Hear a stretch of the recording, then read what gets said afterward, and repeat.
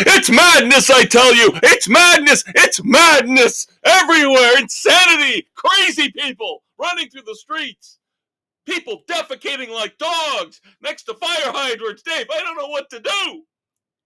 What you do is you tune in to America's favorite politically incorrect sports talk show. It's Sports Frenzy 2.0.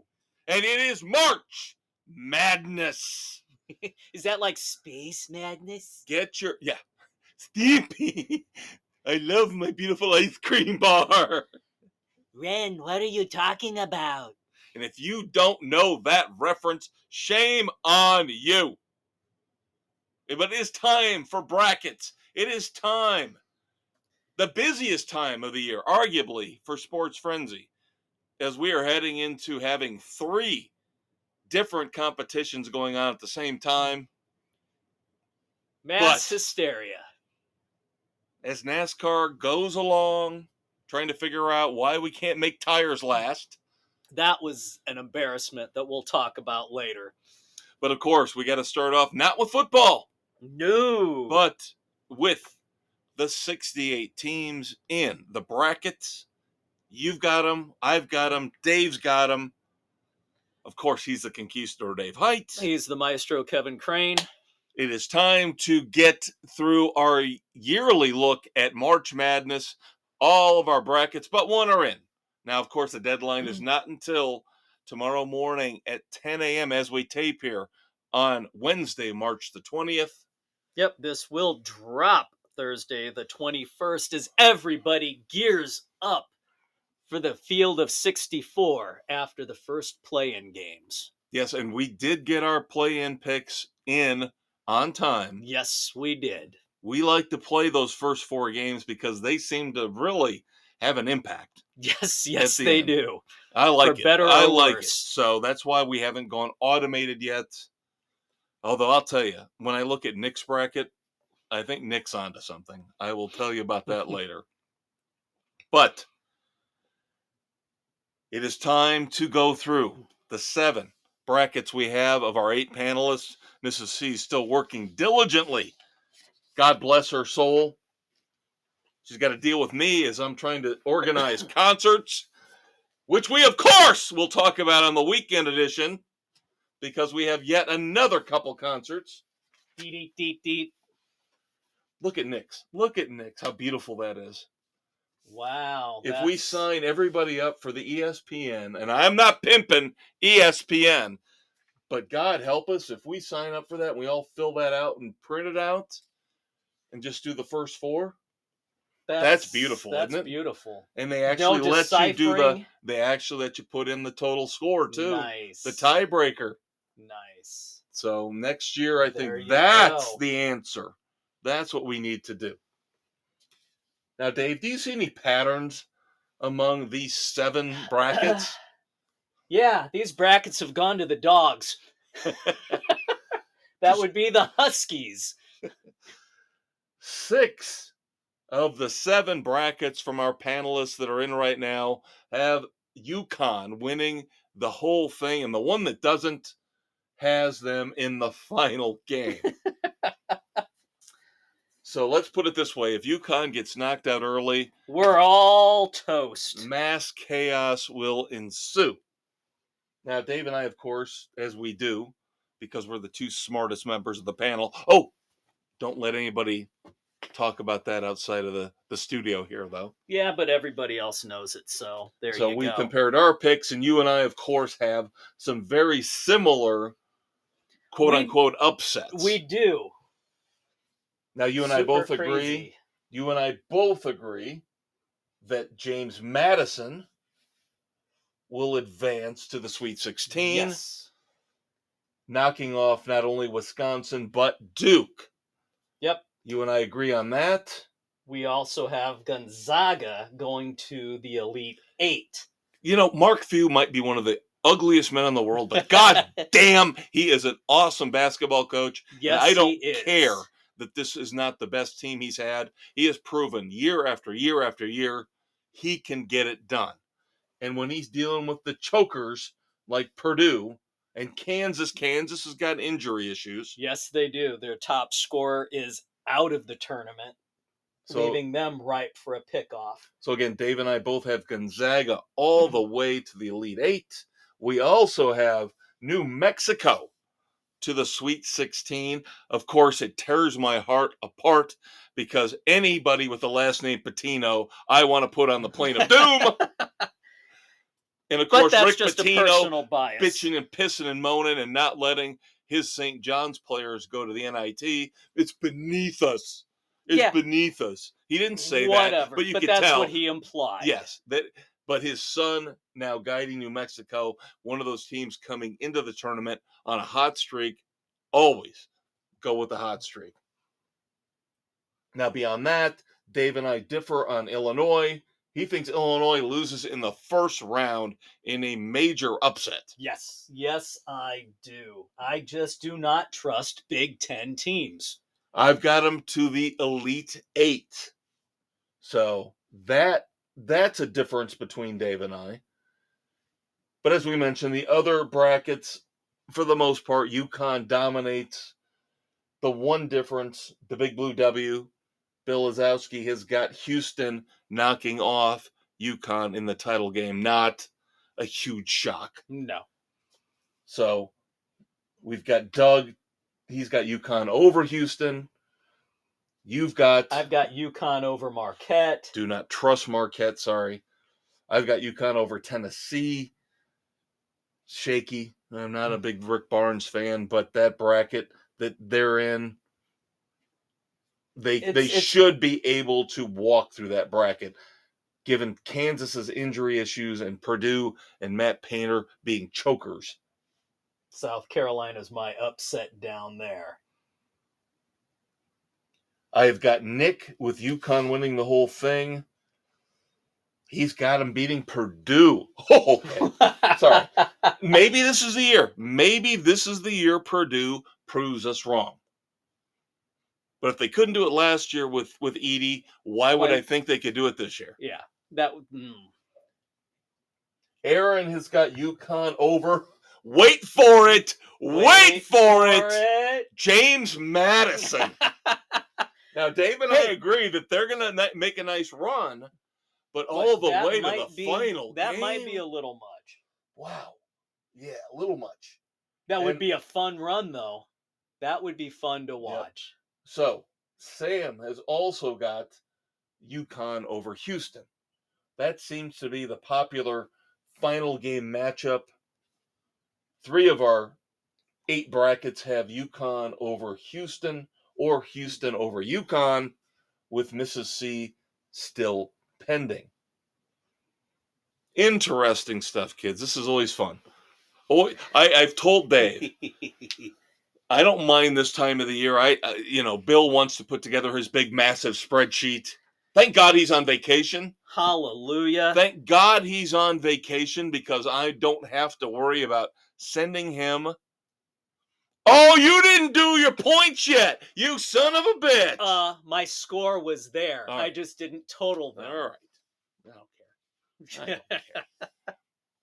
If it gets to a tiebreaker, I don't care. That means I'm second at worst. So I don't care. I'll take it because I have not won the Frenzy Madness trophy in years and years and years, and I don't expect to ever win it. Nope. I was runner-up on that damn tiebreaker last year. Yep. But this part of the year is fun because we got NASCAR. Now baseball starting up next weekend. Technically started this morning. We discount that. Yes. Bull crap. Yeah, we don't count these 2 games in South Korea. We'll talk about that later on. Exhibition bullshit. No, they count. They count. Exhibition bullshit. Sorry, we don't need it. But I've always told Dave, as much as I think I'm better at football picks than I am at picking these brackets, I'd much rather do this than when we get to the fall. I got to worry about managing the fantasy team. I got to worry about baseball. I got to worry about NASCAR. And then I got to worry about putting together a football pick slate every week. That's my nightmare.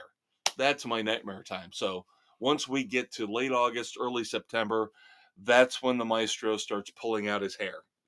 This stuff is fun. Again, like I said, as long as we're not using Bill's convoluted, complicated spreadsheets. Can't read it.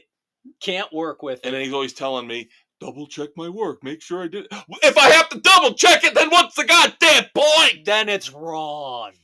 Just do it on paper like we do. Old school. Sometimes old school is fun. I was listening to Boomer and Gio this morning. You know what they talked about for half a goddamn hour? TV dinners. TV dinners.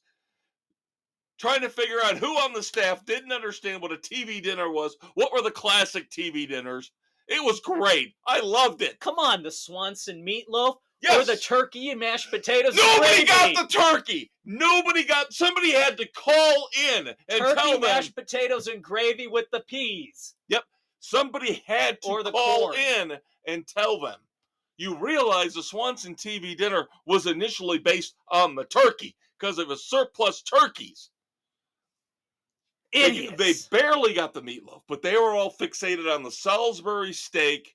Oh, come on. And the one guy was like, don't pick the fried chicken because that fried chicken was awesome. Yes, we understand that. And then the younger guys were like, what are you talking about? We would take it out of the box. We would put it in the oven, not the microwave. We would put it in the oven.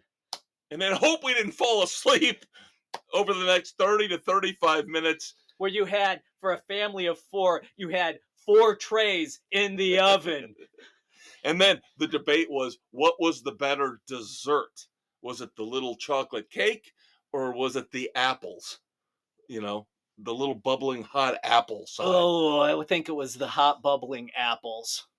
Yeah, and we had that split. So again, that's the kind of fun stuff we want to talk about here. TV dinners. Not just an awesome ZZ Top song.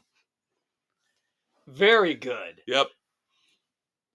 All right, so of course, Notre Dame's women are, of course, in the tournament, favored to make a long run. But the men are out, even though they ended the year on a fairly high note. Yep. Played fairly well. They started to come together as a team, very young team, as we talked about. Yep, so they end up 13-20.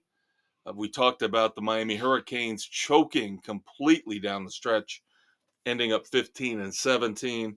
If they just won one game, probably in that stretch, they would have got to the NIT. Yeah, but the NIT probably just said, "We can't take you under 500. We can't." No. Couple of coach firings. Juwan Howard is done at Michigan. Had that one great year. Yep, but they never really could get on any consistent run. Nope. And then, of course, the really ridiculous one is Dan Monson of Long Beach State. Fired about a week before they did their conference tournament. And, we'll let you coach throughout the year. Guess what? They're in. Yep. He won the tourney. And he can say, suck it when he signs with somebody else. Yep. So good. Borderline badass of the week. Yeah. Good for him. Yep. You're going to fire me. I'm going to make you regret it here. Yep. Very, very nice for Dan Monson. In the pros, believe it or not, for the first time in a month or so. I do have my issues with the NCAA selection. Oh, here we go. Okay. Put on the brakes. Back it up. Tap them out. Beep, beep. Oh, don't do a Rick Pitino on me. God, don't. No, this whole guarantee for the tourney champions only. You want to do it regular season and the conference tourney, both if they're different. Because you had a great Indiana State team that had a hiccup in their conference tournament, and they're out with one of the top players in the country now sitting on the sidelines. But I don't know how you fix it. Unless you're going to go with the football, which we'll get to later, the pathetic football model that they're going with. Well, there are just so many damn teams that they throw in to get X. Oh, you have to have so many from each conference. No, you don't. You have one or two from each conference. Your regular season conference winner and your tourney winner. Right. From every conference. Right. And you don't like that. No, that's what needs to be done. Indiana State got screwed. They didn't make the NCAA tourney because they lost their conference tourney. They were the regular season champs. I thought that was an automatic bid. No. That shocks me. Really? Yeah, only the conference tourney winners are guaranteed. Then I agree with you. The regular season was not. That's wrong. I assumed, again, we know what happens when we assume, but I assumed the regular season champion and the tournament champion both got in. No, only the tourney. Then that's wrong. I agree with you. That is wrong. That is wrong. If that's the case, that is 100% completely and totally wrong. And there were a lot of good teams on the outside looking in. But if that's the case, Indiana State's got a legitimate claim. Yeah, that they do. That was absolutely ridiculous. But that being said, I like the purity of, even though we've gone to 68 teams now with this mess. You cannot go any further. You cannot go further. Yeah. We grew up when it was half this. Yeah.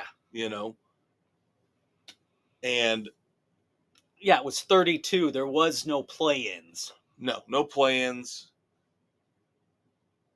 I like it the way it is. Just leave it alone. Because, again, football is screwing everything up. Yep. Yes, I know you've got to deal with the Ivy League champion. Once in a while, Princeton made a run, right? Yeah. That's what the appeal of the tournament is the Cinderella. Yeah, 2 years in a row, Butler made the finals. Right. So we don't want to mess with it too much. But I agree with you. I was always under the assumption that the regular season champion and the tournament champion got automatic bids. Nope. So my bad. Unfortunately not. My bad. Yes, because Indiana State had a great year. I'm not going to ever fucking say St. John's because then I got to deal with Rick Pitino. They should not have gone. Rick, Sorry. Just go bend a waitress over a table, impregnate her, pay for the abortion, and go away. Because that's your style. That's what you do. Even though you're, 90 years old, Methuselah? Disgusting. Fucking human being. Anyway. He's despicable on so many levels. Yeah, despite the fact I've got his kid in the Sweet 16. Yeah. Wow. The NBA, as I mentioned, quiet week for the NBA, except good stuff for the Magic. My Magic are now 41-28. For the most part, they've taken advantage of a soft part in their schedule. They are now still 5th in the East, but thanks to the stupid dumbass, everybody gets a trophy play-in tournament. The Magic are now guaranteed to at least make the play-in tournament. If they lose every game left on their schedule, they will still make the play-in tournament. And they also lock in, obviously, if you do the math, they will not have a losing record this year. Bully for them. And also, because of this success, head coach Jamal Mosley got a 4-year extension, carrying him through 2027, 2028. Good for the Magic. Now they're just going to have to figure out a way to, in a couple years, pay Paolo Banchero the max, Franz Wagner the max. They're going to have the money to do it. This is the cost, the price you pay. Is when the team is good, you're going to have to pay your stars. Yep, that's the That's the crisis that they created in the league. Yep. Let's do things a little bit different, Dave. Let's shake it up. Let's knock out all the minor sports now. All right, we can do that. Let's talk about the Blackhawks. Yeah. 1945-5, sitting at 43 points, 4 points ahead of the Sharks. They just beat the Sharks the other night, I saw. Yeah, and they still have the Sharks have one game in hand. So Hawks distance a little bit. So, and then with the end of the college hockey season for Notre Dame, Landon Slaggert, who the Hawks had drafted, signed him to a 2-year deal, and now he is up playing with the big club. So, having gone to a number of Irish hockey games over the last several years, watching the Slaggert brothers play, it's good to see one of them skating for the Hawks. Weren't they in Slapshot? No, that was the Hansons. Slagger. Doesn't that sound like they That's should a be? hockey name. Yeah. And then we have to give kudos, props, recognition to Alex Ovechkin as he becomes the third player in NHL history with 20 or more goals in 19 consecutive seasons. Yeah, that's an impressive Will run. he catch Gretzky? That's the question. Who knows? Next year, that's going to be a very interesting chase to watch. Golf and tennis. Again, we're doing things backwards. Why? Because we can. Yeah, that's what she said. Do me backwards. So, okay, if you insist, honey, let me spit on it and we'll get to town. The quote-unquote unofficial fifth majors for both golf and tennis were this past weekend. Of course, you're just making the stuff up. Oh, well, we say this is the fifth major because it's so prestigious. Well, it's not a major! It's not a major. Don't be a pretentious asshole. So we'll start off with tennis. ATP Indian Wells out in California. Carlos Alcaraz and Iga Swiatek both win the official fifth major. It's not. And then, of course, now I play a lot of video golf on my PlayStation. That is my go-to, along with Gran Turismo. So I play a lot of golf on my PS4. So I am very, very aware of Sawgrass. And the 17th, that bitch of a hole, the right on the coast. The island hole. So I do have a little bit of fondness for when the pros go to play TPC, the TPC at Sawgrass. Now, Scottie Scheffler is on molten lava fire right now. He's 20 under, goes back-to-back at Sawgrass. The first time ever we've had a repeat champion at the TPC at Sawgrass. Interesting notes here, though. Wyndham Clark, if you saw his putt that would have forced extra holes, oh my God. Oh, it went in the hole and lipped back out. He did a rim job? Yes, he did a rim job. And it was brutal. He thought he had it, and it comes back out, and he's like, oh, Jesus, that cost me about $1 million right there. Thanks a lot. Ouch. But the interesting thing is, with Wyndham Clark finishing in a tie for second at the TPC, the first time since 1960 that two golfers, in this case Scottie Scheffler and Wyndham Clark, in consecutive weeks finished first and second. As Scheffler won last week's tournament as well, with Clark obviously second. So, a little bit of statistical tidbits for you. There you go. Fun stuff. And just when you thought that we were rid of Sports Illustrated, not the case. Nope. They bring you back in. They found somebody to continue the print edition, which I guess if, you want the swimsuit edition and the sticky pages that ensue, that's up to you. You want the pages to stick, or you can just wipe the screen.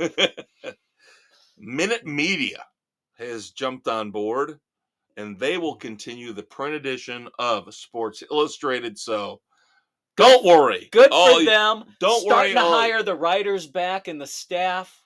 Yep. Don't worry, all you backwards ass mofos in the hills of West Virginia who don't have internet. You can still drive an hour to the local 7-Eleven, what you call local, and pick up the print edition of the swimsuit issue. And then what you do with it that's on you. Yeah. How you use it in the outhouse, we don't care. Just don't go out into the pig stall. Do things. You know, you look a lot like Christy Brinkley to me. God. We're just having fun here, kids. We're just having fun. But again, that's we're what politically we do. incorrect. So if you don't like it, tell your friends to check us out. They might. Yep. They're pretty damn cool. Notre Dame got some good news. Football team. Legacy commitment. Wide receiver Jerome Bettis Jr. will now be following in his father's footsteps as a member of the Fighting Irish. Very interesting. We'll see how that plays out. We talked about Florida State, and the ACC is on very, very tenuous ground. They are fast approaching the Pac-12 implosion. Yep, because I anticipate Miami is going to be following in the footsteps here, because now this week Clemson has joined Florida State in suing the ACC over quote-unquote exorbitant exit fees. Which is fucking ridiculous, because those two schools voted to have this in place. It's all greed, man. And this is why, they voted to have this in place. This is why there's no recourse that they have to file this lawsuit. You want to move, pony it the fuck up.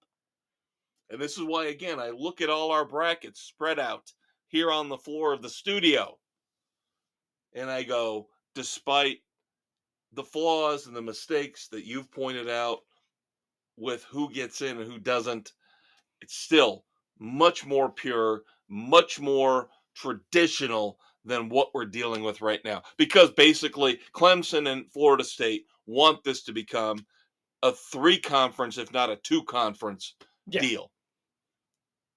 Because the Big 12 better be careful. The Big 12 better be careful, because they're next. And we'll talk about the new college football playoff deal here next. All right, as we continue with our nonstop format, finishing up with college football, a new CFP deal has been reached. Not happy about it, but at least, as we alluded to a week or two ago, we're not guaranteeing buys for the Big Ten or the SEC champion yet. That needs to be taken off the table. Nobody should be guaranteed anything. Well, they're going to guarantee they get in, but they're also going to guarantee that the ACC champ, the Big 12 champ, conference champions should be guaranteed to get in, but not get automatic buys. Right, no automatic buys. Under a 16-team format, which is what they're heading for.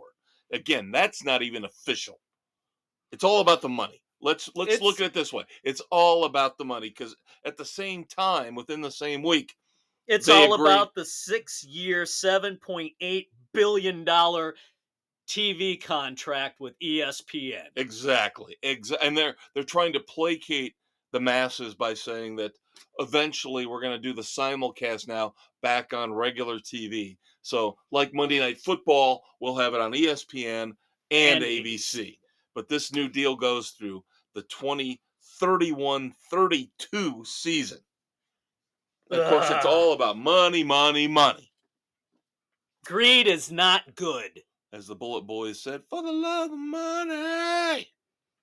Still got to see them at some point in time, even though it's not the original lineup. But there is an economic disparity to discuss here. Even though they've got time to work out the details, these schools, including Notre Dame, have conceded a lot of power to the Big Ten and the SEC to the point where they've set up a financial structure where every school in the Big Ten and the SEC will get, under this new rule, this new format, the new deal, $21 million plus a year. The next tier down, even the mighty Notre Dame, only gets about $13 million. That's absolutely ridiculous. You want parity in college sports. You cannot have it with bullshit like this going on. Shame on everybody for bowing down to the fucking Big Ten and the SEC. Yeah, and the formula they're using is they're going to tell you this makes the most sense. No, it because doesn't. They're going by how many schools those two conferences have put in the Final Four over the years into the CFP. How many schools are in those conferences opposed to the other ones? It's still bullshit. And let me tell you, we've talked about how Washington State, Oregon State, we're kind of rooting for them, right? We're kind of rooting for them because they are left standing in the ashes, the rubble of the Pac-10. I don't get why all these teams want to jump to the SEC and the Big Ten, where you only have a handful of teams that have a legitimate shot anyway. Why would you put yourself in a position where you're limiting your opportunities? But the thing is, with Oregon State and Washington State now on the outside looking in, because now the Pac-12 is pretty much gone, dissolved, we're talking about $21+ million per school for the Big Ten and the SEC under the new deal. Those two schools, less than $1 million a year. That's ridiculous. That is absolutely ridiculous.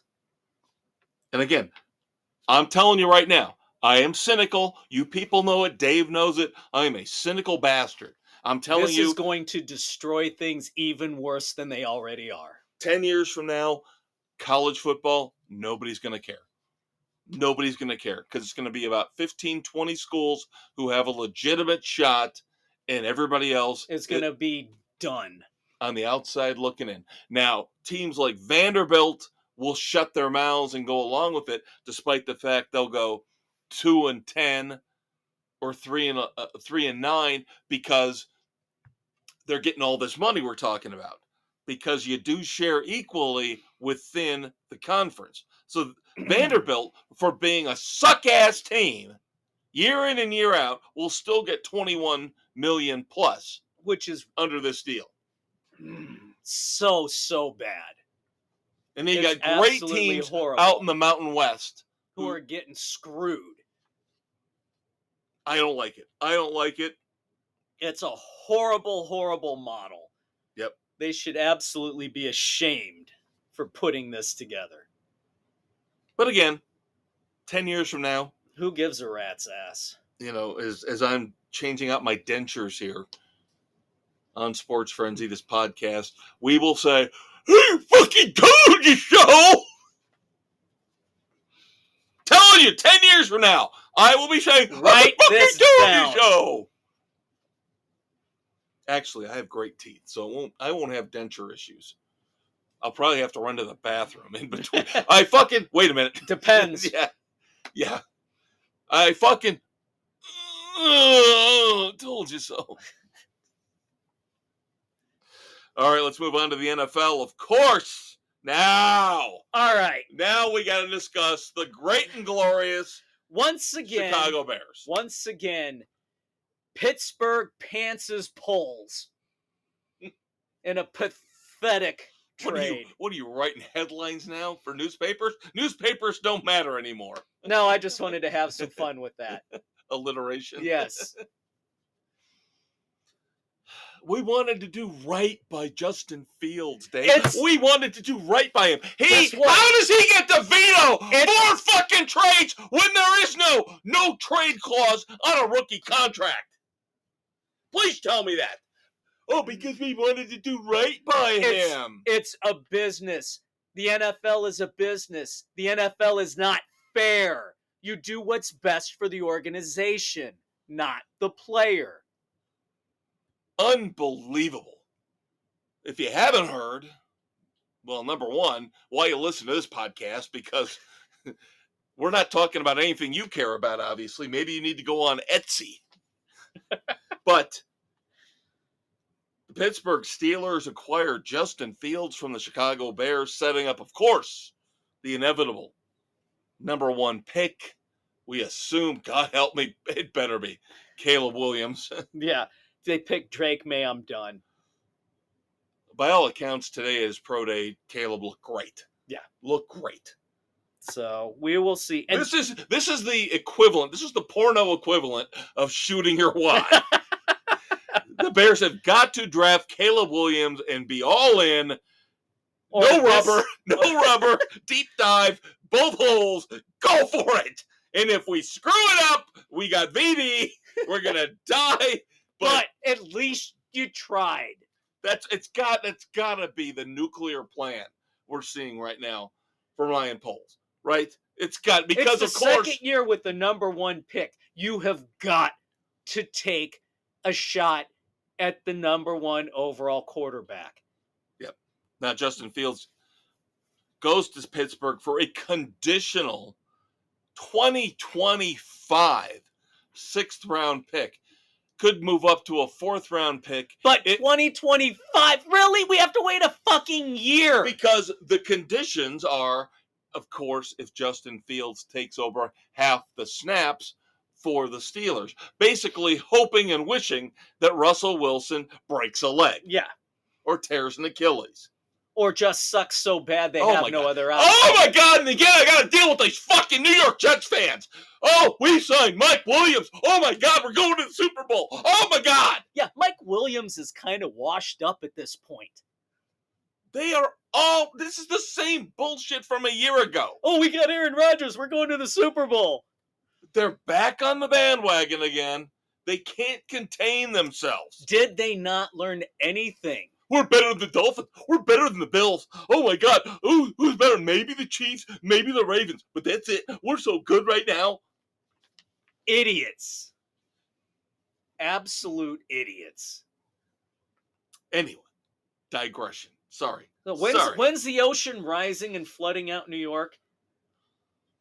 East Coast, West Coast. Wipe them all off the face of the earth. Fly over country, baby! Fly over country! Where the smart, sane people reside. Now, of course, part of the reason why the Bears decided to acquiesce to Justin Fields and his demands were because they are stacking the deck as best they can, I will say that, for the presumptive number one pick, as they get Keenan Allen in the Chargers fire sale. Yeah. For a fourth round pick. That was a hell of a deal. Yeah, if it wasn't for the immediate letdown from the Justin Fields deal. The bipolar polls. Yeah, I mean that, and I've never been the biggest Keenan Allen fan in the world, but for the Bears, for this team right now, they needed this. This is your slot possession receiver. Great route runner, great hands. You only got him for 1 year. So you don't have to worry. If he sucks this year, you let him go. Or you can bring him back if need be. Right. You've got two consummate elite receivers who can mold your rookie receiver that you're obviously going to have to draft now too. Yeah, you have got Keenan Allen, DJ Moore. Now you got your tandem of tight ends with Cole Kmet and Gerald Everett. You've got Swift in the backfield. This is where I will give Poles credit. He botched the Fields thing completely. But he has got this team set up right now on offense for Caleb Williams to come in, step in week one, and be productive. Yeah. Yeah. Even the offensive line has shown improvement. I still think they still need a damn center. Which amazes me. And by the way, did you notice? I've been sitting here going the Kevin Byard signing was good. all the quote-unquote experts are saying that was the worst signing of the offseason by any team. Because the Bears should have waited, driven the price down, gotten him for less. Yeah, we'll see. I'd rather see how he plays. I'm fine with it. We got much bigger problems than that. But we get to the draft, of course, every year. We watch the draft together. Got a handful of picks. It'll be interesting to me to see what they do with the 9th pick. Yeah. Do they move up? Do they trade out? I would wait as long as I could to see who's available. I don't think Joe Alt will be there. No, but unfortunately. You could get, like you were saying, one of those top receivers. One of the top receivers. Oh, they'll get Brock Bowers. Another tight end. Stay the hell away from the tight ends in the draft. Yeah, I'm not saying. Now, if we hadn't signed Gerald Everett, maybe. If he's there, maybe. But now you've already committed yourself. Yeah, you don't do it. 2 tight ends on the roster you're paying big money to. So you can't look at Brock Bowers. So you're going to have to drop out. If you can't get one of the top 3 receivers, you can't get a great tackle like a Joe Alt, back out. And then you wind up picking a receiver at some point and maybe getting another defensive tackle. Yeah. Let some sucker trade into that 9 slot for J.J. McCarthy. Which I still don't understand the obsession. J.J. McCarthy handed the ball off every game, every down for Michigan in the second half of the season. It just doesn't make any sense to me how everybody's enamored with him now, but they look at Michael Penix and go, he's an injury risk. He hasn't been injured in a couple years. Yeah, he took some shots over the course of this season and held up pretty well. I am telling you, and I know I've been wrong in the past. I was the idiot who thought that Ryan Leaf was going to be better than Peyton Manning. Okay? I remember sitting in a local bar, watching him, Ryan Leaf, throw balls thinking, Jesus God, I've never seen anybody throw a ball like that, outside of maybe Dan Marino. And then he ends up being a mental nut job.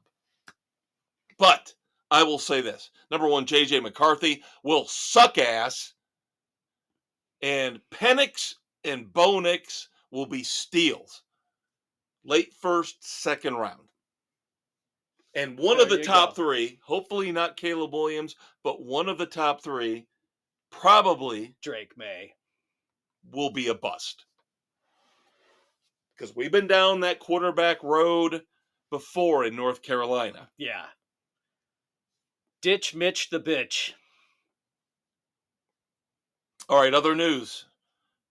Now, the temperature has turned down a little bit on the free agent signings, but still interesting signings and trades here over the past week. Joe Flacco will back up young Anthony Richardson for the Colts. I like that signing a lot. That's good. That gives a great veteran presence for Richardson to learn from. Absolutely. Yeah, I have learned to really like Joe Flacco a lot. Last year was just the icing on the cake for him to come in and do what he did to get the Browns to the playoffs. Yeah. But he still got overpaid for winning the Super Bowl. He was not worth that much money. He bet on himself. And he won. And won. But it still was ridiculous money. Hall of Famer? Borderline. Who would you take between Joe Flacco and Russell Wilson? Flacco. Most people would disagree. I think I'm with you, though. I think I'm with you. Marquise Brown. Of course, the Chiefs lay in the weeds, waiting for a cut, waiting for somebody to get cut. So Marquise Brown is now going to the Chiefs, where you would think he'd be 1B option to 1A Rashee Rice, 1B, of course, not counting Travis Kelce. Yeah, no, that's a solid receiving core right there. But now, they still, from what I hear, are going to have to let one of these defensive guys go. They just can't afford it. Yeah, So it's not going to be sustainable. so Spagnuolo's defense might Take get a step back. Yeah, might get weakened a little bit. Of course, again, another reason why everybody in New York's going, oh, the Jets are going to win the Super Bowl, is because they signed Tyron Smith, who the last time I checked hasn't been healthy for a full season in 5 years for the Cowboys. Yeah. So good luck You with know that. what it reminds me of? Remember when the Bears signed Orlando Pace? Oh, God. Remember that? Yeah, the washed up Orlando Pace. Maybe this is a year, they'll get a year out of him. Maybe half a year. But again, they're freaking out about this signing. It's not that solid of a signing, guys. You're looking at the past, way in the past. Yeah, there's a reason the Cowboys let him go. Jimmy Garoppolo, despite the suspension he's going to have to serve, Jimmy G will back up one Matthew Stafford for the Rams. Got him on the cheap. What does this say about Stetson Bennett? Remember, they drafted him off the championship Georgia team. He Tells hasn't me they don't developed. have any faith in him. No. And then, of course, how bad does Bennett have to be if you're going to Garoppolo, who over the last 2 years has shown he's bad? And another injury-prone risk. Yeah. And possibly the laziest football player in the NFL, who probably failed to earn what could have been a $100 million deal because of how he played with the 49ers, Chase Young. Overrated little pain in the ass. 1-year deal with the Saints. Fully guaranteed, but $13 million. And this kid is still young because here you go. If you don't put in the effort, you don't show the coaches that you are going to fight, scratch, and claw. You don't show up, you don't practice hard, and you don't play hard every down. This is what happens. Yep. And of course, as Dave and I have talked about the Bears, everybody, the Bears overreacting for Montez Sweat, overpaid for him, giving him an extension immediately. That ended up being one of Pohl's smarter moves. Yep. And everybody said after the Bears traded for him, they got the best player off of Washington's defensive line. Yeah, think about it. Over the last couple years, think about it. 2nd-round pick for Montez Sweat. 2nd-round pick for Chase Claypool. There's the bipolar polls. That's the front office of the Bears for you, kids. Retirements. One we could see coming because of physical issues, but one of the all-time greats on the defensive side of the ball for the Rams, and I immediately thought, the second I read this, the Rams out of the playoff picture. Now that defense is in flux. Aaron Donald decided to call it quits. Yep. And you know what? If he's comfortable with it, good for him. Before he suffers any major injury, yeah, why push it? Live a healthy, happy life now. Yeah, which takes us to the other retirement, the big-time retirement. A kid who had a lot of potential. I liked him a lot. But again, neck injury situation. Leighton Vander Esch, linebacker for the Cowboys, calls it quits. They had to cut him. They didn't have a choice. No, he can't play anymore. He cannot take another injury. Yep. Can't risk that neck any further. Yep. Now the Lions, good week and a bad week. Good week and a bad week. So let's talk good first. Because of their success over the last couple of years, the Lions give, of course, Mr. Bite Your Kneecaps Off, head coach Dan Campbell, along with general manager Brad Holmes, extensions through the 2027 season.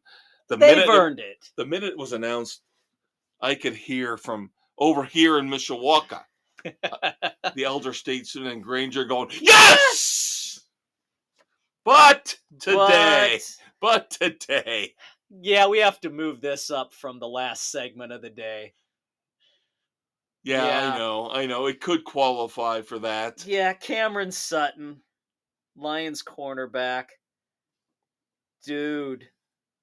2 weeks after an arrest warrant was issued for him over an alleged involvement in a domestic violence case. Oh my He's God. missing. He's wanted. They can't find him. Is he going to show up on Hunt Patrol Live this weekend? Bolo. Toledo. The Bolo They'll find segment. him in Toledo. They'll find him in Toledo. The Bolo segment. What's her name? God. Heather. Yeah. My girl Heather Smith will find him. Mr. Sutton! Mr. Sutton, could you please? On the ground, hands behind your back. I love her. She's awesome. Charge of domestic battery by strangulation. Dude, give it up. Yeah, it's just... That's pathetic. Time and time again with athletes, especially football players, they can't shut it down once they get off the field. The anger, the violence, the adrenaline, they just can't let it go. And it carries over into their personal lives. And some of these guys, unfortunately, even if they weren't NFL players, this is probably going to be their life anyway, regardless. Yep. And the problem is now you give them a ton of money. Could make things worse. Yeah. Other NFL news, trade signings. We talked about Mike Williams getting a 1-year, up to $15 million deal with the Jets, of course. Number 2 receiver with the Chargers over the last few years behind Keenan Allen. 49ers let Sam Darnold go as a backup to Brock Purdy, so they bring in Josh Dobbs. Now, the interesting thing, when you take it in context with the Bears and Justin Fields, 3 trades that happened over the last week. Kenny Pickett, obviously opening the door for Justin Fields, gets traded from the Steelers to the Eagles. Not even into his 3rd year yet, and they've already bailed on him. First round pick. He hasn't shown anything. I know, but here's the pattern. We're going to look at the pattern here. Because then the Seahawks acquire Sam Howell from the Washington Commanders. All Howell has shown is he can take a beating. You got to remember, for a while, though, he was the leading passer in the NFL. He was. In terms of attempts and yards for about half the season. Yeah. He showed potential, but there was no offensive line to protect him at all. I'll be interested to see if he's not starting for Seattle next year. Geno last year, I think they can get out of that deal fairly cheaply after 2024. And then, of course, with Kirk Cousins getting his big deal with the Falcons, the Arizona Cardinals trade wide receiver Rondale Moore to Atlanta for Desmond Ridder. Another quarterback not even into his 3rd year yet. Team bails on him and says, see ya. Got to get some more weapons for Kirk Cousins. Yep. So, to me, those 3 moves, along with Justin Fields, Pickett, Ridder, Howell, Fields. Look at the goddamn Green Bay Packers, as much as it pains me to say that. Look at the Packers. They know how to develop a quarterback. They actually still hold to the old school model where you let the rookie sit for a couple of years. These teams are bailing on these quarterbacks, whereas the Packers, that quarterback, Jordan Love, Aaron Rodgers, would still be sitting on the sideline learning from the veteran. It just boggles my mind. The problem is You have to have a good veteran for them to study and learn from. This is true. This is true. But why wouldn't you keep Desmond Ridder behind Kirk Cousins then? That would be the smart move. Let him learn from Kirk Cousins. That would be the smart move, unless they think the Artie Party destroyed him so badly. And again, Kenny Pickett. I know you don't like Kenny Pickett, but they bring in Russell Wilson. Let Kenny Pickett learn. Why did you give up a draft pick, even a pathetic 6th round 2025 pick to the Bears? Yeah, I would say Justin Fields is better than Kenny Pickett. But still, now Kenny Pickett will learn behind Jalen Hurts. Okay. You just hate him, don't you? Who, Hurts? No, Pickett. Yeah. When they drafted him, I didn't think he deserved to be drafted. I was not impressed with him coming out of Pittsburgh. Well, he was the only first-round pick that year. Yeah. In terms of quarterbacks. He was not worth a first-round pick. And I never, ever, ever trust a young quarterback who wears gloves. Never. No. Never. Now, of course, we talked about the running back carousel and how that's settled down now. But the Texans, so smart, acquiring Joe Mixon from the Bengals. And they signed him to a 3-year extension, upwards of $27 million. And then the Vikings, finally. God, the Texans have done such a great job over the last couple years. Who would have thought at this point a year ago, who would have thought we'd be talking about the Texans own that division? Jacksonville has fallen so far back that the Texans now far and away own that division. Yeah. Now, the Vikings are positioning themselves for a move, I think, to get a quarterback, as they acquire the Texans' number 23 first-round pick. I think they're trying to accumulate draft capital to try and move up. But the thing is, are they in on J.J. McCarthy? Because are the Patriots going to budge? Are the Commanders going to budge? God help me, the Bears better not budge. Those first 3 cannot budge. They all need now, a quarterback. Now, the second and third, they could switch who likes Drake May, who likes Jaden Daniels. But beyond that, no. Those fan bases would riot, just like the Bears, if they don't pick a quarterback. Yeah. And it's got to be the goddamn right quarterback. So we shall see. But the Vikings might be poising themselves to make a move. All right, so now we move on. We've got baseball, NASCAR, moments of silence, and, of course, America's favorite game show. But, of course, before we do that, your Uncle Dave has a very special message for you. Yes.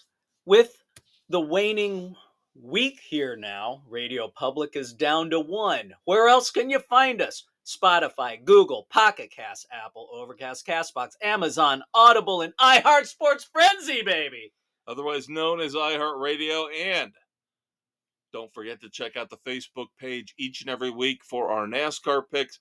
Coming up next weekend, our baseball picks, starting up with the Field of Frenzy, otherwise known as Morningwood. Yep. And now, I'm not putting all the brackets out there. No, that does not happen. You're just going to have to trust me on that. When we get to the point where we announce the winner, I am not posting pictures of all of our brackets. No, that's not going to happen. That's above and beyond.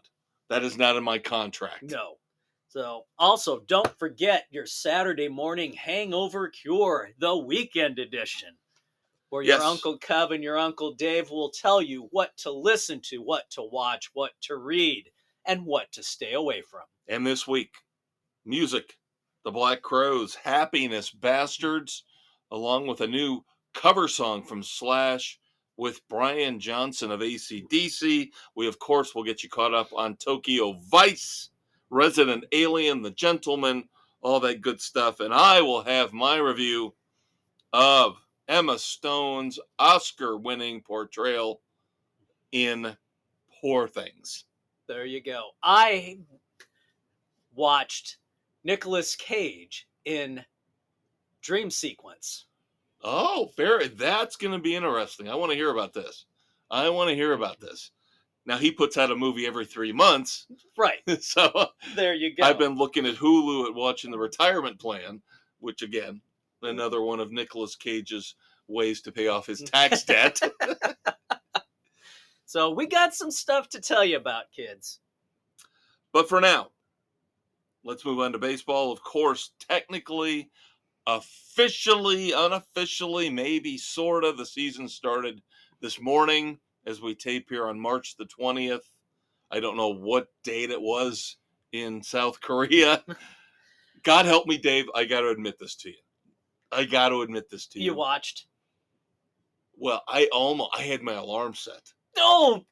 I literally had my alarm set for 5:55 this morning to get up and watch this. And at the last minute, I have insomnia. I woke up at 2 a.m. I set the DVR, just record it. So I woke up and watched it. Equipment failure. Come on. How does that happen? In the first regular season, quote unquote, game. Oh, there was so much weird stuff in that first game. There was equipment failure. There was Mookie Betts got the leadoff batter in the game because the Padres were the home team.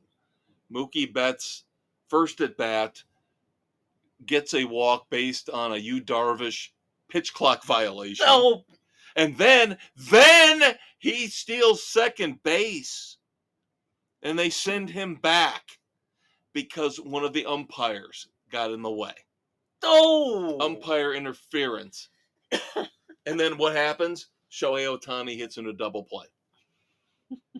I watched about 3 innings of it before I said, yeah, okay, I'm fine now. Yeah, we're I've good. got my baseball fix in. I will tell you the one great thing about this, though. As I mentioned, I get up at 2 a.m. I set the DVR because, of course, my DVR is set to record the White Sox and the Cubs. So I tell them, record all baseball. They record the pregame because there was a half-hour pregame show. Oh, Lord. Dude, go on YouTube and watch it. Go on. 50 of the smoking hottest women in South Korea are dancing around for 20 minutes in the outfield in shorts and bras, and it's just glorious. There's like 4, like one of those K-pop bands, yeah, but it's 4 women who are among just those 4. They're the ones in white, the rest are in black. I'm like, just show me this. I don't need to see Yu Darvish. I don't need to see Shohei Ohtani and Yu Darvish. Forget the game. Let's just watch the whole concert here. Yeah. Just give me time to run into the bathroom and get a box of tissues. Give me close-ups of the concert. Oh my God, they were unbelievably hot. Unbelievably hot. And ESPN knew it too. Because Carl Ravitch is sitting there yapping, and all they're doing is showing these women dancing in the outfield because they knew what we wanted. At 6 a.m. You talk about Morningwood. That's Morningwood right there, baby. That's Morningwood. Have this so the husbands can send their wives off to work happy. Wow. I'll tell you what. Between what we see in Tokyo Vice, again, check out the weekend edition. Sexy women over there. Yes. Sexy women. There are. Now, of course, the final score, if you care, yes, the juggernaut Dodgers won 5-2. Now, related to this game, breaking news within the last 3 to 4 hours, Shohei Ohtani's interpreter has been fired as they are investigating a possible theft of $4.5 million. They are investigating wire transfers. Oof. Just within the last couple hours. Again, we're taping here about 9 o'clock on March the 20th. Ouch. You know what this means, though? Because of all the deferred money, he's going to be on welfare for a year and a half. He's going to be on welfare for... Hey, Gavin Newsom, you better pay Shohei Ohtani some welfare. Yeah, no kid. Oh, he's his wife's. Oh, that's right. She's a big shot. She's a Yeah. big shot sports star too. She can carry him for a while. But they're not married yet. Or did they get They married? got married. Did they get Yes, married? Okay. They did. I couldn't remember if they were engaged or No, married. they got Okay. married. Oh, sorry, Shohei. I was trying to work the system for you, trying to get you some welfare out there in California. Where everybody can get it. Yeah. Uh, Now, of course, one of Scott Boras's clients did get signed. JD Martinez and Jordan Montgomery are still out there, but Blake Snell ends up with the San Francisco Giants on a 2-year, $62 million deal. But again, as always with the Boras clients, a one opt out after 1 year. Again, why did the Cubs not go all in for both Montgomery and Snell? why didn't the Yankees? I think the Yankees and the Cubs, even though they're considered top level, big market spending teams, that luxury tax threshold after what we saw with the Mets last year, I think the teams are actually, and rightfully so, I'm happy about it, scared to death of going over it. Do the big deals. Yep. So we'll see how long it takes Blake Snell to get up to speed. Will he be ready for opening day or the first week for the Giants? How long will it take him to get his arm in shape?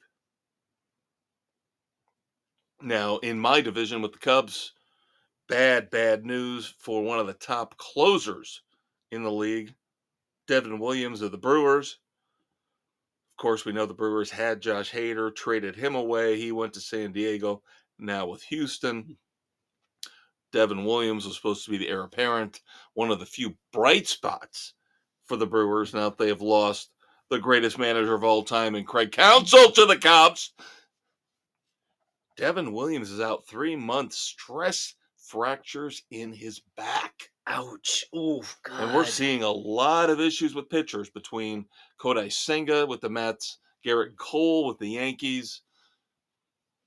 Now you're not signing Jordan Montgomery. Blake Snell gets signed late. It's going to take time for him to ramp up. Yeah. Good pitching is going to be a premium. And you don't want to overpay for it either, because in an instant, they're done for the season. Look at Max Scherzer. Look at Justin Verlander. Now, normally, Dave, who do we hate in baseball? What team do we hate? The Yankees. The evil empire. The New York Yankees. We hate the Yankees. So even though I do like Garrett Cole as a player, not going to really shed any crocodile tears for the Yankees. No, never. No. Then, of course, the whole deal with this conspiracy of Marcus Stroman didn't want to start the first game because it would throw him off his schedule. Whatever.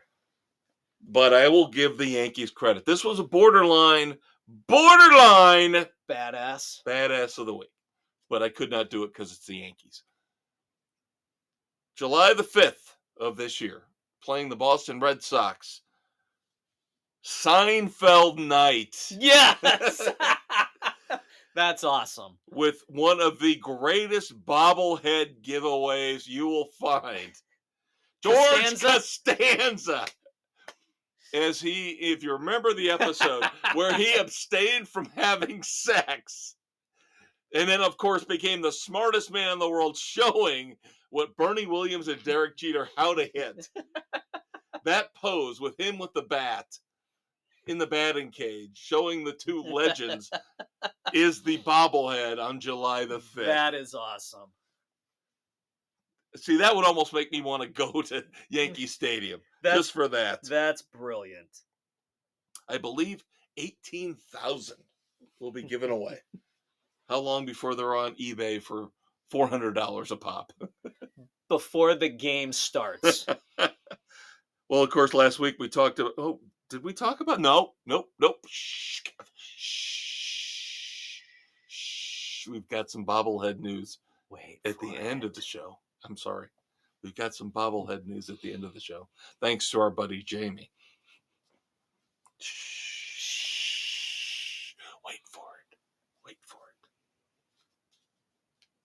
All right, shall we move on to NASCAR? Yep. Let's shred some tires, shall we? We get back onto the concrete at Bristol. We get back to the Food City 500 the way it was meant to be. Thank God, right? Thank you, thank you, thank you. Got rid of the dirt. Ugh. Many issues with this race. Many. Tire wear was ridiculous. Absolutely ridiculous. People are blaming the compound, the resin that was put down on the lower half of the track. How about Goodyear just brought the wrong damn tire? Yeah, and all we heard was political BS. Everybody trying to play CYA. Yep. Oh, well, we don't know what happened. We had a great tire session in the fall. So the racers, the drivers could not run at full speed at certain times during the race because they did not want to shred their tires. Now, later on, after hemming and hawing for an hour, it seemed like, NASCAR finally gave them an extra set. Okay, we'll go with another set. That was ridiculous that it took them that freaking long to make the decision, considering driver safety was at risk here. And of course, NASCAR, what they want to tout. It was the greatest short track race ever. We had record 54 passes. lead changes. 54 lead changes. Yeah, because the tires were shit and nobody could maintain their speed. 5 cars finished on the lead lap. Yeah, that was ridiculous. That was ridiculous. I mean, you had some top cars who had some issues with the tires that they couldn't stay up at the top. Now, kudos to Denny Hamlin and Martin Truex for being able to maintain a decent pace for that final run. But they're veteran drivers who, if they're given a certain set of circumstances, their pit chief, whoever it might be, tells them, you got to take it down, dial it down a notch, save your tires. They're going to know how to do that better than a younger driver. Yeah, save yourself right now a half second or so a lap. Let them come to you. But now NASCAR is going to say that's what made the race great, is that strategy. No, the race sucked because the tires were shit and you didn't have great competition. Yes, you expect some fall off of the tires and for drivers to have to do it, but that was beyond ridiculous. Now, Ryan Blaney, of course, got the pole.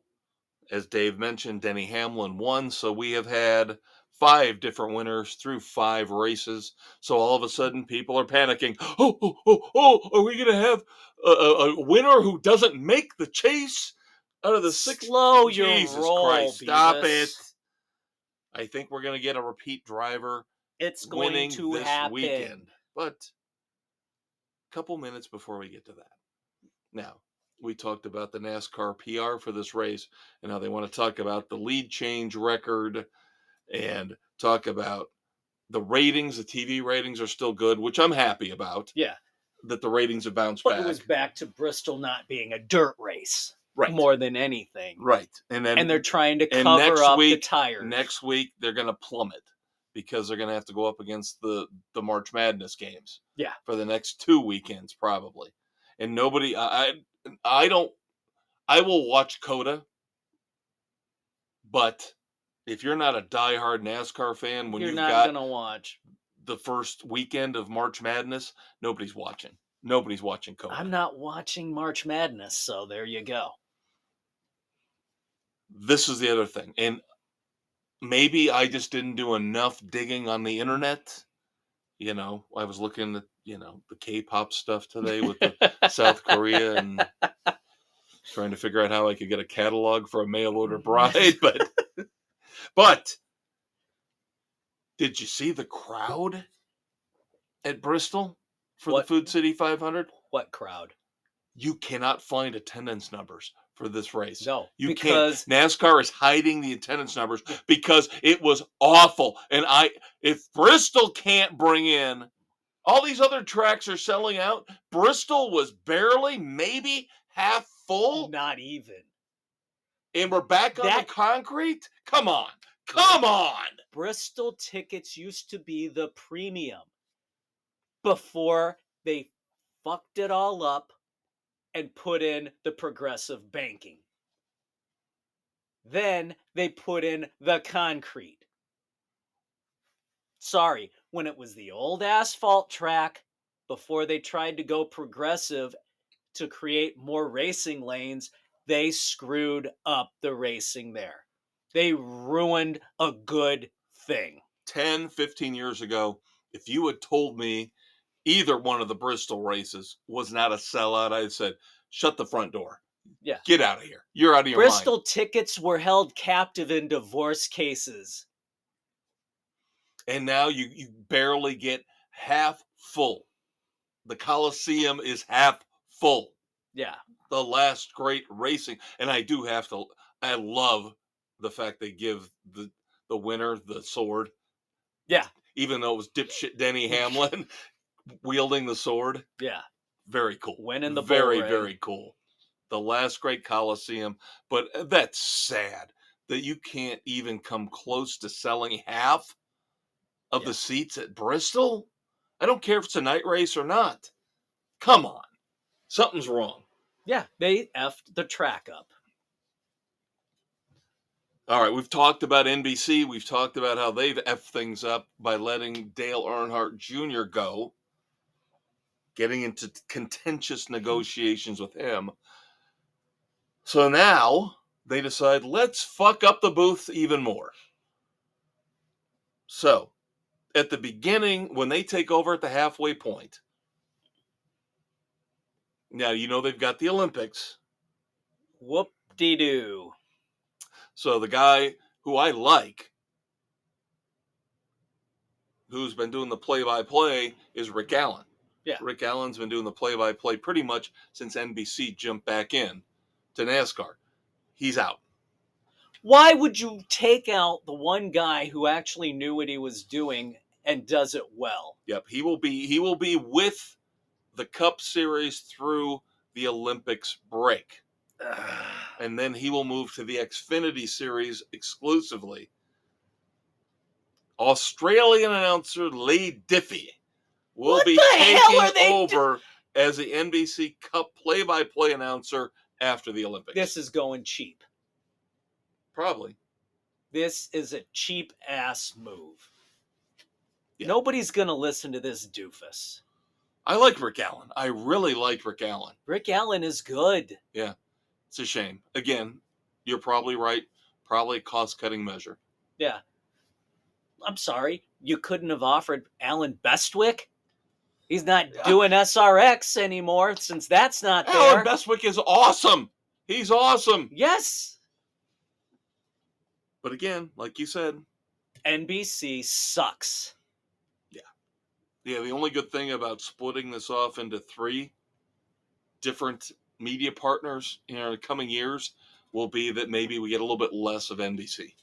We can only hope. How much you want to bet Rick Allen jumps over to Amazon with and Dale TNT Jr.? with Dale Jr.? How much you want to bet? Or Alan Bestwick? I want Bestwick. Amazon's not stupid. No. They'll figure it out. Yeah, because we just told them what to do. We fucking told you so! We have to run everything. God damn, Dave. Don't you get tired of the weight of the world being on your shoulders? The sports world, that heavy weight. We have to carry the these entertainment, assholes each and every politics. week. We have to carry it all. I know. It's a shame. Thank God you're listening, because otherwise, you'd be in the 99.9% of the idiots out there who don't know how great and how smart we are. So there you go. That being said, race 6 of the 2024 Cup season coming up this Sunday. We've already talked about the fact going to be up against the first weekend of March Madness. So the ratings climb might stall out here for a while. March the 24th, the Echo Park Texas Grand Prix at Circuit of the Americas. course, our first road course of the year. And we have 7 of our 8 panelists with their picks in. Looks like Jen will have to break a tie. Maybe she won't. Maybe she won't. Let us see. Who do we have? Aha! Well, let's start with the lone dissenter right now. Nick is taking Kyle Larson. That's not a bad pick. Not a bad pick. Don't know that I want to use him on a road course. Right. Again, we limit our picks to 3 during the first 26 races, so I agree completely. I don't, as much as he could be good at this race, I would save him. I've already burned him once. You've already burned him once. Yeah. Got great points, great win from him. 2 left. I'm waiting. Judicious use. Yes. So, let's discuss our pick that we took along with the elder statesman. The senior members of the Sports Frenzy panel. I liked your joke earlier. Go ahead and tell the kids. Go ahead and tell them. I just felt like I had to try to do an old school Bill move. Yeah, there you go. So, in announcing his pick, and I was first this week. You were first this week. Kevin goes, "Hey guys, what's the opposite of blue balls?" Red dick. I'm taking Tyler Reddick. So that's who Kev, me, and the elder statesman Sam are taking. Yep. Now I'll tell you this, and I this pick I had 2 weeks ago penciled in. Shane Van Gisbergen. This is his first race this year. Yeah. Watch out for him, as well as Mr. Allmendinger. Yeah. Those are going to be wild cards. But Reddick has been running well early on. Yeah, I think Reddick is the pick. Even if he doesn't win, solid points. Yeah, should be solid points. And that's the one thing with Van Gisbergen. Is he going to run for points? Is he going to run for a win? You know, right now I want some points. I want to make sure I get the bonus points for finishing high up. Yeah, we need in the NASCAR standings. We need as much as we can. We want stages. We want it all. Yep. And I don't think he'd be running. Dinger's not going to be running for that either. No, they're just going to go straight. Which again is a travesty that he's not a full-time driver in the Cup Series this year. Pathetic. Now the other 3, when I was talking about breaking the tie. Yep. You've got Bill, Doug, and Aaron going with the Melon Man. Yep, Ross Chastain. So 3 Chastain, 3 Reddick, a Larson, and Mrs. C could potentially break the tie or go off on her own. Yep. One never knows. So we shall see. All right. Can we do the Clint Eastwood badasses of the week? Go for it. I have got a couple odd ones. Now, one we talked about last week. We talked about the Iditarod. We talked about the fact that Dallas Seavey got screwed. Could not gut his moose that he killed properly, so he was penalized 2 hours at the Iditarod. Guess what, kids? He made it up. Dallas Seavey ends up winning his record 6th Iditarod, despite that whole travesty, the penalty with gutting the moose. Good for him. Dallas Seavey is one of my badasses of the week. Now this one, I know it's a podcast, so Dave's going to have to help us along with this as he looks at this, but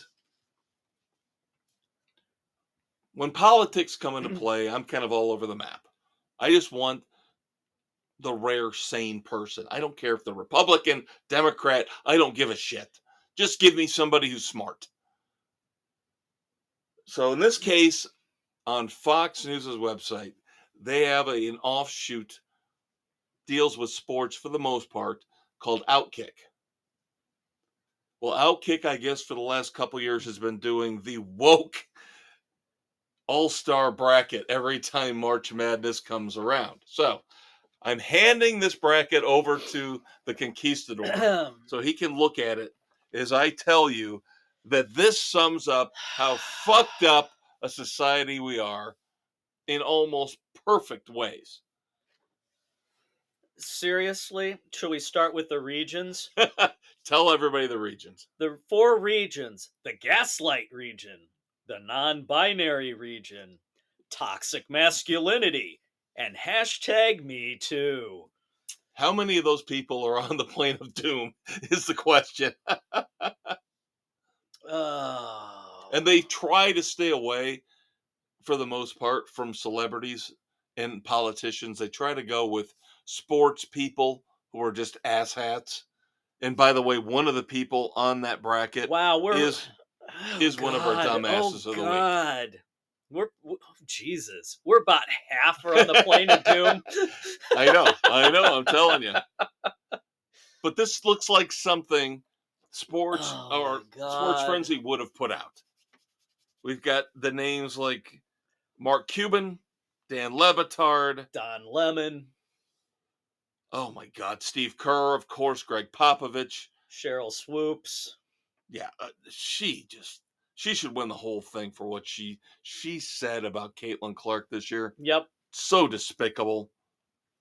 Dawn Staley would give her. They're in the same bracket, though. I know. They're in the same bracket. Come on, those two should be fighting it out. But I gotta give props to Outkick for having the balls, the audacity to put that together.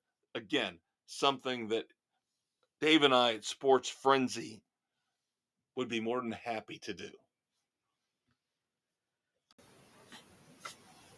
All right, and after all that, couple of tragic moments of silence from the hockey world. Konstantin Koltsov, who played for the Belarus team in Europe and parts of 3 seasons with the Penguins, and Chris Simon, who won the Stanley Cup with the Avalanche, was an enforcer for them, for the Blackhawks, Rangers, Flames, and Wild. Both of them have committed suicide within the last few days. CTE is suspected to be the main cause for both.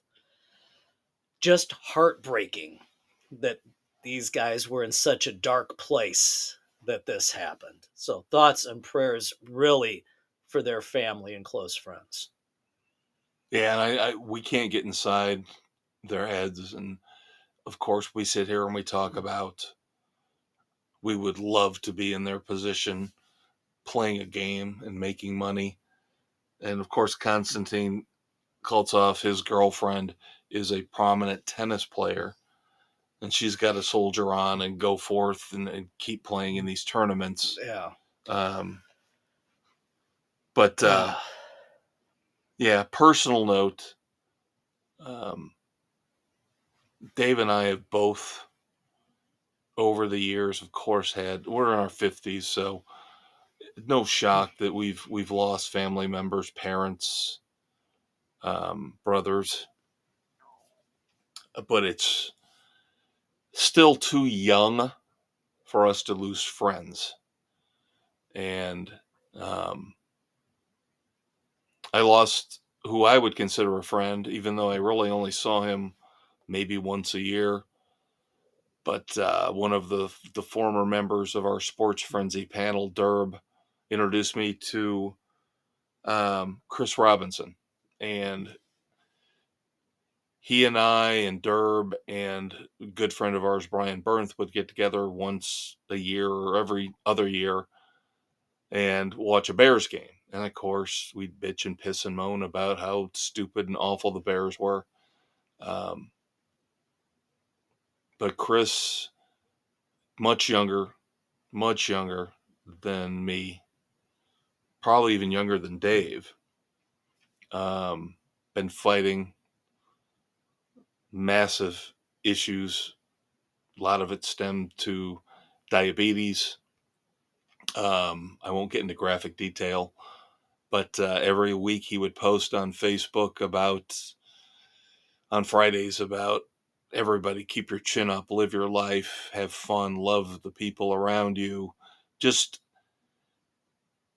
the antithesis of me. He was so positive and so loving and so thoughtful, and he was African American, and just such a different person from most of the people we encounter in this world, with the negativity and the selfishness and the hatred. And I've been thinking about this for about the last 24 hours since I found out about it, even though we knew it was coming. We kind of knew it was coming, but could I be a better person? Could I be more like him? I don't know if it's in my DNA. I don't know, but I can strive to be.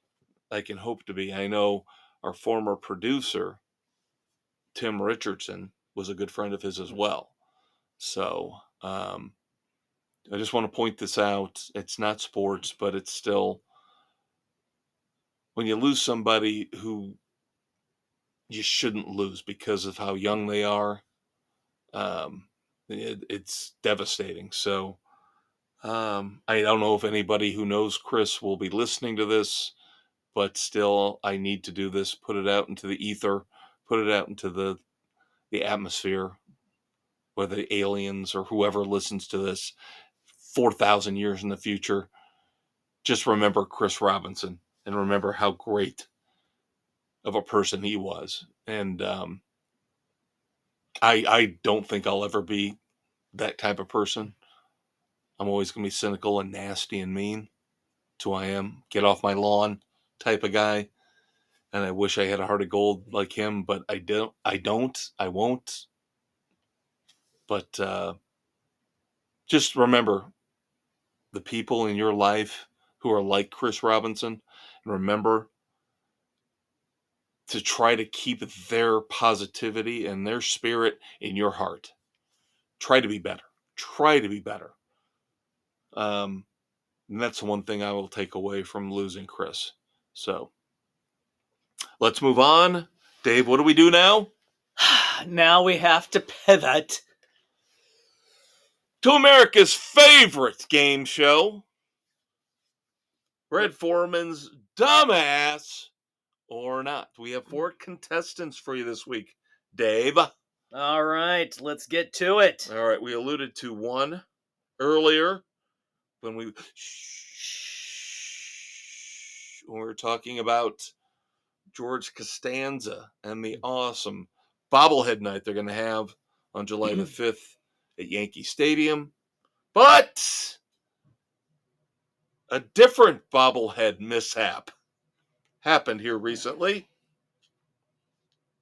The Pittsburgh Penguins were supposed to have a Jaromir Jagr bobblehead night to commemorate his greatness with that NHL team. But somewhere along the way, now they seem like they've narrowed it down to California. Go figure. Yeah, really. The entire shipment gone. So they had to give out vouchers to the poor fans who were expecting to get their Jaromir Jagr bobbleheads because of what looks like a cargo theft out on the great west coast of the United States. God. Here's blame the Hooties. Well, here's the question.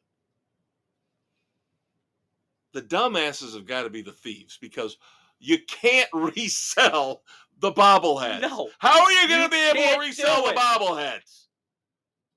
Can't do it. The minute you put one on eBay, they're going to be down on you, putting cuffs on you, taking you away.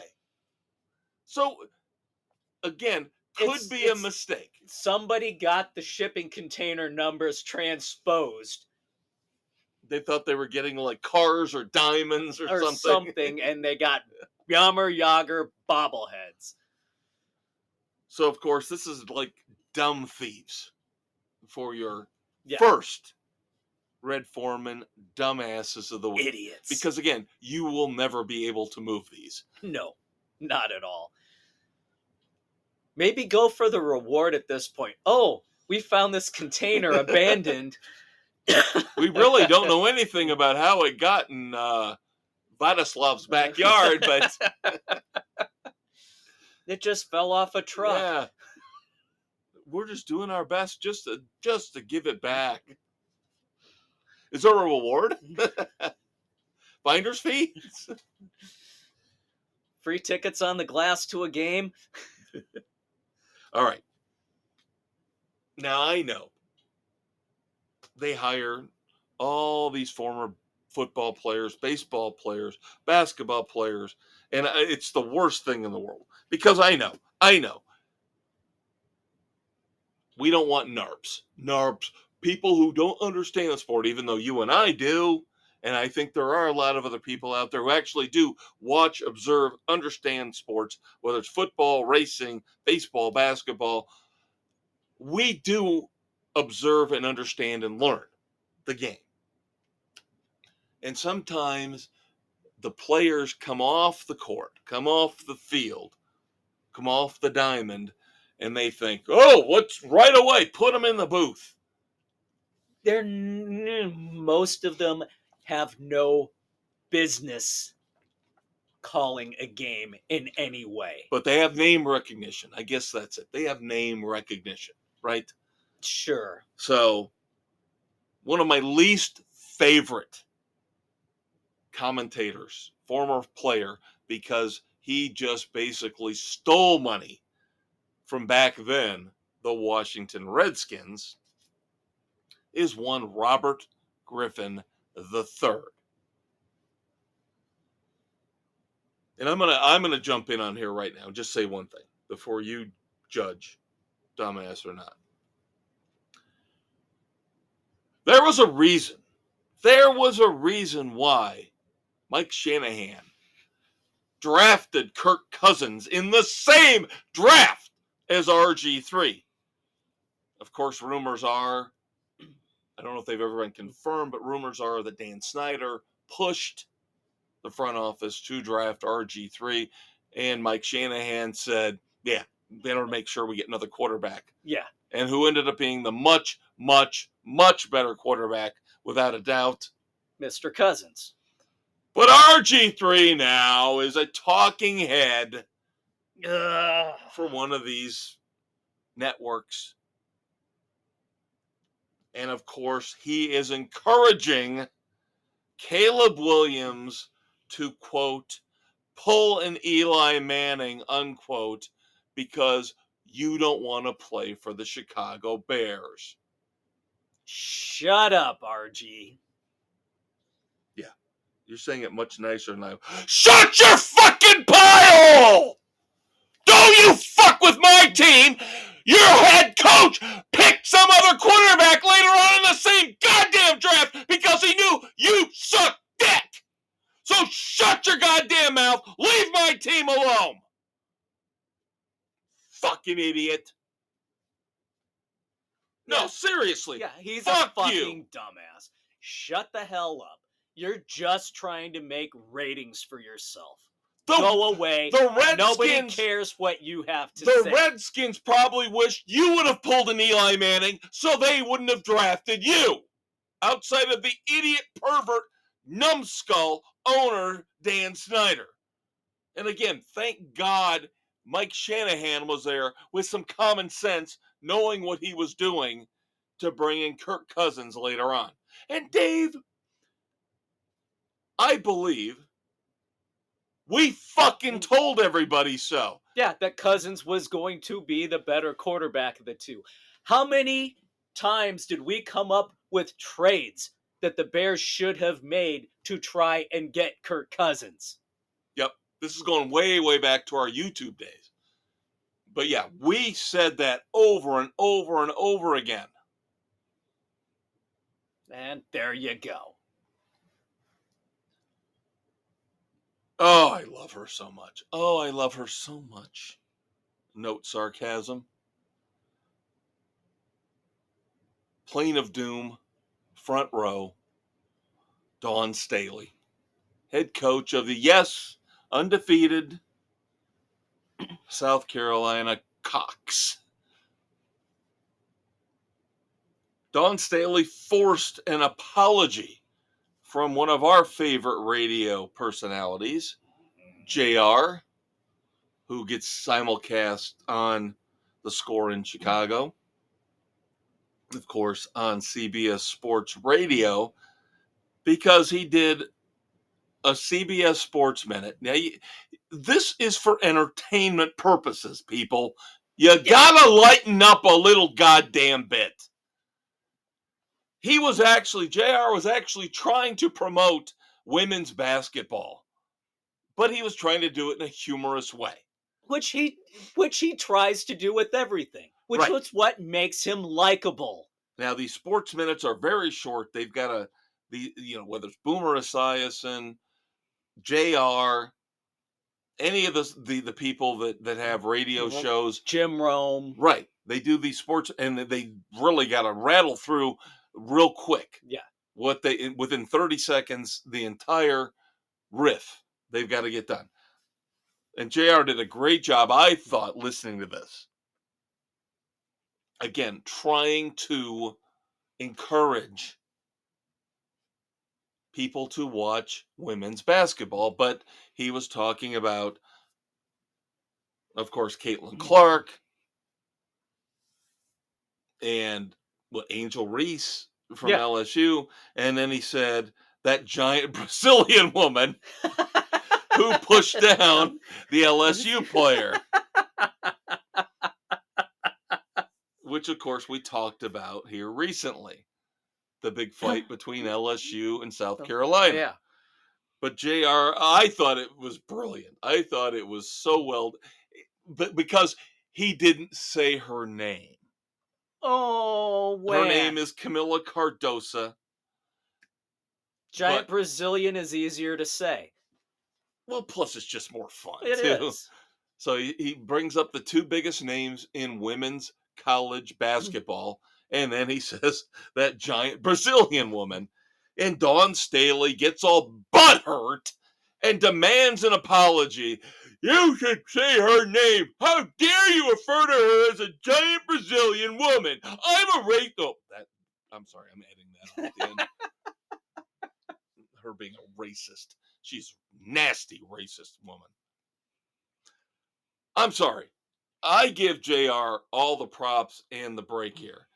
He's trying to do something positive for women's athletics. Encourage, and you have puts a little bit of humor in right after that fight. Yeah. And we were all thinking the same thing. That huge Brazilian chick just knocked that LSU woman down to the ground. Yeah. Just go away, Dawn Staley. Go away. And unfortunately, she will go to the Hall of Fame. Oh, God. Her and Kim Mulkey. Another piece of work. But again, we've talked about this. Men, women, doesn't matter when it comes to college, especially college basketball. Roll those two into the same freaking row. Why is it? Why is it? Doesn't matter, men or women. College basketball coaches have to be such vile asshats. Evil, vile, despicable people. Yeah. It's like you got to look at the ones that have the least amount of grime and dirt in their background, like a Dean Smith, maybe, because Coach K later on, bringing in Grayson Allen and all, we all know about Bob Huggins, Rick Pitino. I don't like Hurley with UConn right now. I think he's a jackass. Yeah, there's some not so good guys and women. Yeah. Now Muffet was always nice. Muffet? Yeah. Always a class act. Yep. For Notre Dame. Pat Summitt back. Yeah. Rest her soul. Summit, yes. Was a class act. Absolutely. There were a few, but for the most part, you look at Kelvin Sampson. Yeah. Just not good people. And Dawn Staley takes the cake. Finally, wrapping up Sports Frenzy 2.0, the sports edition for this week. Again, do not forget to check out the weekend edition this Saturday morning. Your Saturday morning hangover cure, March the 23rd. Finally. Not even the head coach yet. Not even the head coach yet of the women's national team in soccer. Future USWNT coach Emma Hayes has already had to apologize. Not a good look there, Emma. But I'm going to say this. The apology is why I'm calling her a dumbass. Not the comment that initially caused, quote, problems, unquote. Initially, Emma Hayes, again, getting ready to come in as the U.S. women's national team soccer coach, said, I'm paraphrasing here to a point, I do not like inappropriate inter-squad relationships among my players. Good for her. Basically, I don't want the lesbian stuff going on. Yeah. Go date somebody outside the team. I don't want you guys hooking up. Not in my locker room. Right. Well, she had to apologize for that. Because, of course, everybody got, again, butthurt that she would dare say that two women falling in love on the women's national soccer team was inappropriate. I'm just over this, Dave. I am so over the alphabet mafia dictating rules to everybody on it's everything. Like anywhere else in the workforce. You don't do male, it at female, work. female, female, male, male. You don't do it. Workplace romances do not work out most of the time. You don't it piss causes in your own garden. Problems. You don't piss in your own garden. It causes too many damn issues. Especially if there's a falling out. Yep, because then what's going to happen? Then you're going to have Everybody to cut somebody. Takes sides. You're going to have to cut somebody. In this case, you're going to have to cut somebody off the team. It's going to, everybody takes sides, like you just said. It's mass chaos. It doesn't freaking belong. And why? See, this is what drives me crazy. You shouldn't even have to Stop apologizing! Stop apologizing! Don't apologize. We have always said here on Sports Frenzy, outside of factual errors, we will never apologize for our takes, for our opinions, for how we see the world, which, of course, is the right way to see the world. That being said, he's your Uncle Dave. He's your Uncle Kev. Check us out this Saturday morning. Otherwise, if pop culture, isn't your thing, music, all that good stuff, then just wait 7 days and we'll be back here to talk more sports. We will recap the first 2 full rounds of March Madness. We'll see if the Bears do something else stupid. Maybe which they probably will. Something smart. That's possible. Draft is what, 5 weeks away? Yeah. Oh boy. Yeah. Oh boy. That's 5 weeks they've got to screw it up. But of course, we are here each and every Thursday morning for you, and each and every Saturday morning with the weekend edition. Say good night to the kids, Dave. Good night to the kids, Dave.